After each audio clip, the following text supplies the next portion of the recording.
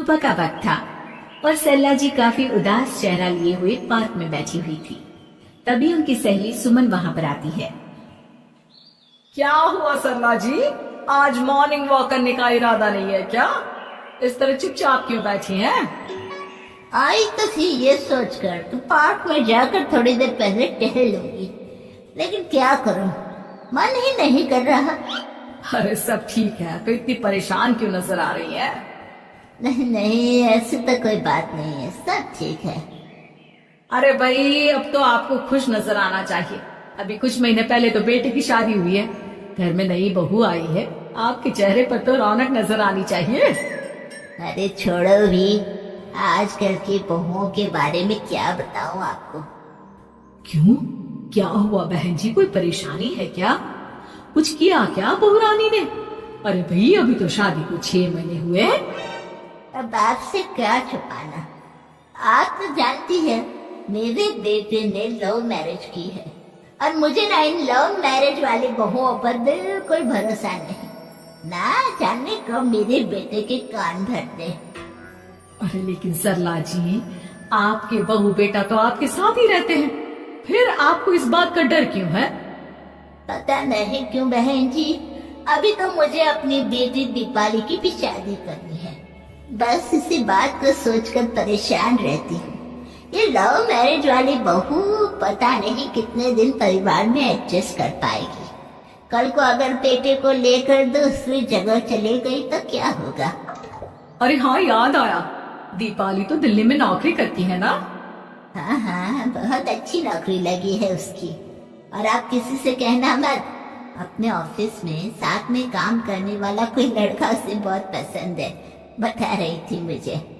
लेकिन अभी तो आप कह रही थी कि आपको लव मैरिज और इन सब में भरोसा नहीं है। अरे तो क्या हुआ, जहाँ बेटी खुश रहे वही मैं खुश हूँ।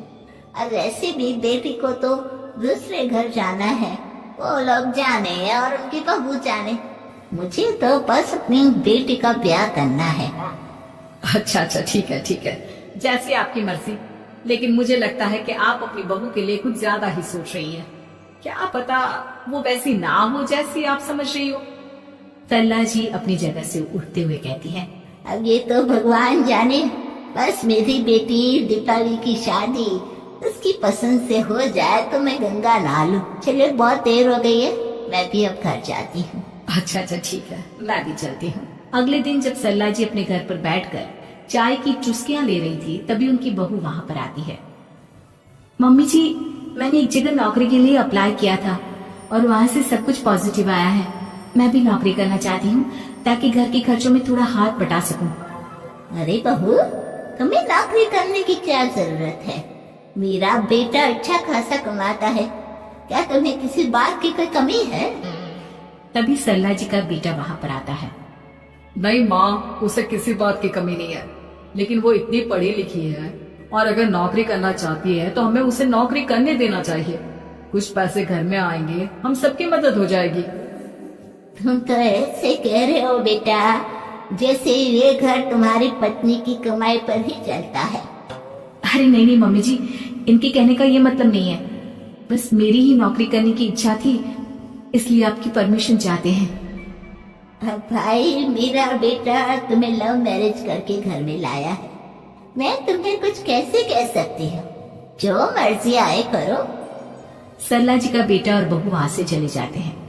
अब उनकी बहू नौकरी करना शुरू कर देती है। कुछ ही दिन बाद सरला जी की बेटी दिल्ली से अपने घर आती है और अपनी माँ से कहती है, माँ, मैंने आपको बताया था ना, मुझे अपने ऑफिस में साथ काम करने वाले एक लड़के से बहुत प्यार है, मैं उससे शादी करना चाहती हूँ माँ। हाँ हाँ, तो मैंने कब मना किया? अगर तुम उसे पसंद करती हो तो उसके घर वालों को कहो, हम आपस में बात करके तुम्हारी शादी तय कर देते हैं। अरे लेकिन माँ, एक बहुत बड़ी परेशानी है। क्या परेशानी है बेटा? माँ, वो लड़का बहुत अच्छा है, लेकिन कुछ ज्यादा ही पैसे वाले घर से उसके माँ बाप। उन्हें मेरे और उसके रिश्ते से वैसे तो कोई परेशानी नहीं है, लेकिन वे चाहते हैं कि शादी 5 स्टार होटल में हो। अरे ऐसे कैसे, हम तो मिडिल क्लास लोग हैं, हमारे लिए 5 स्टार होटल में शादी करना कोई आसान काम थोड़ी ना है। लेकिन माँ, मैं क्या करूँ? मैंने उनसे बात करने की बहुत कोशिश की, बस एक किसी जगह बात अटक गई है। साफ साफ कह दो बेटा, शादी करनी है तो ठीक है, लेकिन ये 5 स्टार में शादी करने वाली शर्त मैं नहीं मान सकती। अरे कैसी बात कर रही हैं आप मम्मी जी।